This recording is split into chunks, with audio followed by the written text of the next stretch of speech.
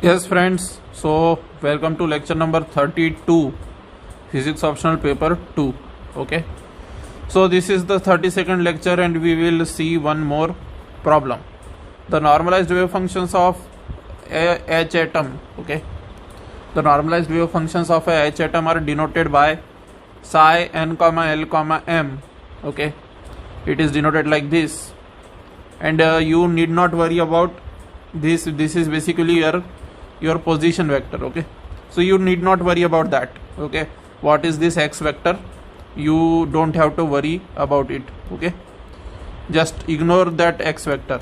Just consider it to be like psi n comma l comma m. Okay, just consider it to be psi n comma l comma m. Just don't pay any attention to this x vector, where n, l, m are principal, azimuthal, magnetic quantum number. Okay, your n, l, r, and m. Okay, n, l, n, m. What are these? Principal, azimuthal, and magnetic quantum number respectively. Again, respectively word has been used. Okay, so respectively means 1-to-1 correspondence. N will correspond to principal quantum number because n is written first over here in this list, and principal is written first in this list. Small l is written first in this list, and small l is written second in this list. Azimuthal is written second in this list. Small m is written third in this list, and magnetic is written third in this list. So respectively means 1-to-1 correspondence. Okay, now consider an electron in the mixed state. Okay, this is the mixed state which is given for an electron. Consider an electron in the mixed state, falana dhimkana, whatever is given. Okay, find the expectation value. Okay, find the expectation value E of the energy of this electron. You have to find out the expectation value E of the energy of this electron. Now what are these? Although the problem which is given to us, it does not require any knowledge. The problem given to us does not require any knowledge about principal quantum number, azimuthal quantum number, magnetic quantum number. Okay, and you might have learnt in chemistry, 11th 12th chemistry, that we have 4 quantum numbers: principal quantum number, azimuthal quantum number, magnetic quantum number, and spin quantum number. You might have learnt in chemistry while writing the electronic configuration of elements. You have learnt this thing, that principal quantum number, azimuthal quantum number, magnetic quantum number, and spin quantum number are the 4 types of quantum numbers. Okay, while writing the electronic configuration of any element. Okay, I will discuss this right now, but in this problem, in this particular problem which has been given to us, in this particular problem there is no use of this L and M. Okay, in this particular problem this L and M have no use. Okay, L and M have no use in this particular problem. They are just given to confuse us. L and M are just given to confuse us. Only we have the use of N only in this particular problem. Yet I will tell you the meaning of N, L, and M. Okay, just a quick revision of our class 12th electronic configuration of elements. Okay, but before we go to that, you must have learnt one thing. What you should have learnt? That some students will ask that why spin quantum number has not come over here. Why out of the 4 quantum numbers only 3 quantum numbers have been written over here? N, L, M are written. Okay, N, L, and M are written, but where is spin quantum number S? So I have already told you in the beginning of the classes that Schrodinger wave equation is written by ignoring the spin of the particle. Spin of the particle is ignored while writing Schrodinger wave equation, and also the relativistic motion of the particle is also ignored while writing the Schrodinger wave equation. I had told you this. Okay, so that's why the spin quantum number has spin quantum number S has not come over here. Okay, that is why as his spin is not taken into account in Schrodinger wave equation. That's why the fourth quantum number, which is spin, it has not come over here. Okay, so let us discuss these quantum numbers n, l, m and s in brief over here. Okay, let me take one slide. Okay, so in this slide we will learn about the n, l, m and s. Okay, so your n is what? N is your principal quantum number. Okay, L is what? Your azimuthal. Okay, azimuthal quantum number. Okay, M is what? Your magnetic quantum number, and S is what? Your spin quantum number. Okay, now let us learn about these in a little bit detail. Okay, so you must have learned that while writing the electronic configuration of elements, we have something called as Aufbau rule. We have something called as Aufbau rule. You must have learned in your JEE time chemistry. Okay,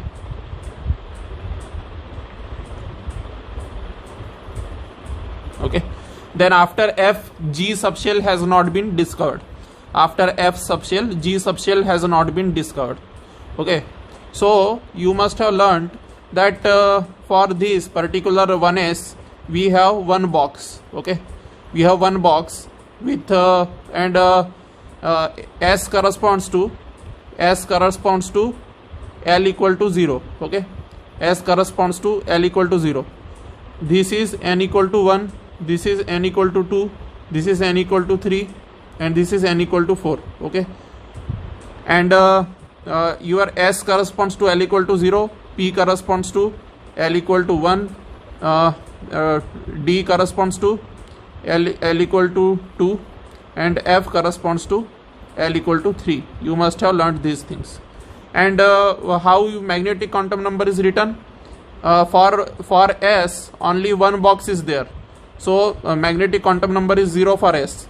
Okay, magnetic quantum number small m is 0 for S, but for P you must have learned something like this. Okay, for D we have 5 such columns. Okay, for D we have 5 such columns. So what does it become? -1, -2, +1, +2. So these are the small m values. So you must have got an overall idea, okay, of what I am talking about. So at the time of Niels Bohr, when quantum mechanics was being developed, and the quantum mechanics in UPSC syllabus is the one which is of the time of Niels Bohr.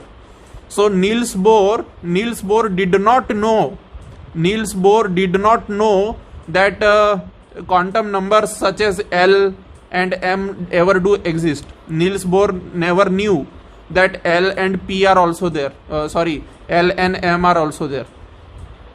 So Niels Bohr only knew one quantum number. And what was the quantum number which Niels Bohr knew?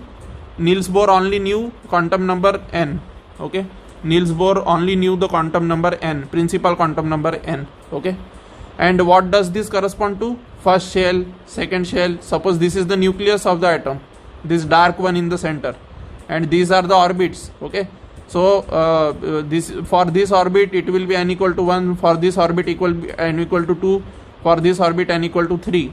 Okay, and then after the death of Niels Bohr, some 20 years later, we came to know that the first n equal to 1 contains 1s, n equal to 2 contains 2s, 2p, n equal to 3 contains 3s, 3p, 3d, n equal to 4 contains 4s, 4p, 4d, 4f. Okay, we came to know after the death of Niels Bohr. So the quantum mechanics which is in UPSC syllabus, that is of the time of Niels Bohr. So at the time of Niels Bohr, only one quantum number was invented, which is n, quantum number n. So clearly over here, only one quantum number will be of use. Which quantum number?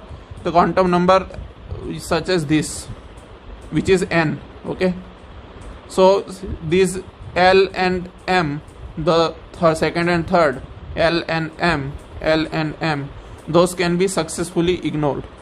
L and M can be successfully ignored. Okay, so this is how I revised you a little bit of chemistry of 11th and 12th standard. Okay, but this is not at all important in the problem. Okay, in our problem this is, and in atomic and molecular physics these things will come again. Okay, so normalized wave functions of H atom are denoted by this, where N, L, M are principal, and this consider an electron in this Falani state. Okay, so in this Falani state just consider that this is psi, just ignore this, just ignore these arguments, just ignore these arguments, just ignore these arguments. And one more thing you can ignore, these things, and these things you can ignore. So what will psi look like? 1 by 3 psi 1 plus 2 by 3 psi 2 plus 2 by 3 psi 3. So isn't it similar to the question we had solved in the previous lecture? Isn't it very similar to, instead of all these things we had just phi, instead of psi we had phi there. Okay, what's the difference? There is no difference. Instead of psi we had phi. Okay, so what it is basically just a notation. Okay, it is just a notation, so no need of going into that. So find the expectation value of this of the energy of this electron. You have to find out the expectation value, energy expectation value for this electron, particular electron.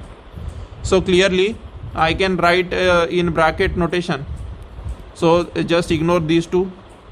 Okay, although you will ignore these two while solving the problem, but you must remember one thing, that you have to write them in while solving the problem. Although you will ignore while solving in the mind, you will ignore these two quantum numbers, but while writing on the paper you have to write those two quantum numbers. Okay, you have to write. So your energy expectation value, the formula is given like this. Okay, now E1 corresponds to psi 1, E2 corresponds to psi 2, E3 corresponds to psi 3. So what does this mean? What does this mean? This simply means that your quantum number n equal to 1 will have energy E1, quantum number n equal to 2, that is the second shell, will have E2, n equal to 3, that is the third shell, will have E3 as their energies. And from Niels Bohr model of atom, we know this clearly, that for hydrogen like species, for hydrogen atom, the energy of an electron, the energy of electron in principal quantum number n. Okay, so what is hydrogen atom? Basically it has one proton in its nucleus and one electron revolving. Okay, so suppose if electron is present in n equal to 1, then we will put n equal to 1 over here. If the electron is present over here in n equal to 2, then we will put n equal to 2 over here. If suppose electron is present in n equal to 3, okay, then we will put n equal to 3 over here. Only one electron is there, na? You must have learned about the Niels Bohr theory of 12th standard, and over there you must have learned this formula, that energy of an electron in principal quantum number n shell. Okay, nth shell means shell having principal quantum number n. So energy of an electron in principal quantum number n shell is given by En equal to minus 13.6 by n square electron volt. Okay, so all these E1, E2, E3 will be simply replaced by minus 13.6 because the value is 1 over here. So y 1 will come over here, by 2 square will come over here, 3, so 3 square will come over here, right? So you will put the 1, 2, 3 values. Okay, now what about probability E1, which is also called as P1, probability E2, which is also called as P2, and probability E3, which is also called as P3? What about these? So these are very easy to find. as I already told you in the previous class, that while finding the probability P1, you have to simply square the coefficient 1 by 3. Okay, while finding the probability E2, you have to simply square this coefficient C2. So see, this is C1 coefficient, this is C2 coefficient, this is C3 coefficient. So you have to simply square the coefficient in order to find the probability. This I have already told you in the previous class. Now, why do we have to only square? Because clearly, when you will try to find out the probability by that formula, which formula?